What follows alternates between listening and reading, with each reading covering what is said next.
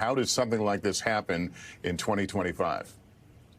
And I got to tell you, I think the focus immediately is going to be on air traffic control. Were they watching both of these aircraft? Did they see anything out of the ordinary? Did the pilots notice each other? Were they operating on the same radio channel? They should have been. There's an awful lot here that we still don't have the details on, and that they're going to be trying to get more details going forward.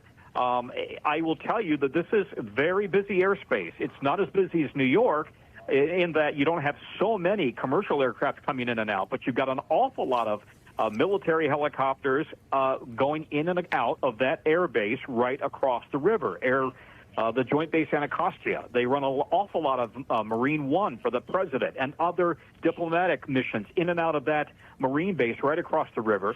You've got Coast Guard operations, and then, of course, you've got the civil aviation, the commercial aviation, and planes are not allowed to fly over Washington, D.C. That really creates this tunnel effect, I should say, channeling air traffic in a very close corridor into Reagan Airport. You're either going to come in on runway 1 or runway 33. And runway 1 is, in fact, the busiest airport in America.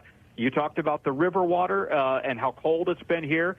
35 degrees is the temperature in that water, and it's now roughly 2 hours and 20 minutes since this crash. And so there is great concern about the survivability of those passengers that are in the water. Our local affiliate, WRC, reporting that their law enforcement and emergency sources are reporting that the plane broke into two pieces. It's in roughly 7 feet of water. Divers are in the water as well.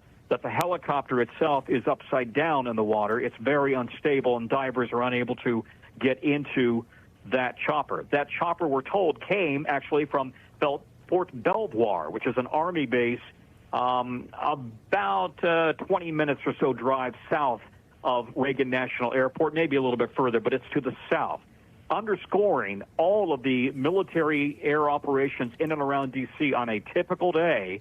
And so to have this happen at night when things are starting to wind down at Reagan National, you know, in the evenings at Reagan National Airport, it can be a ghost airport with just the last few planes coming in or coming out.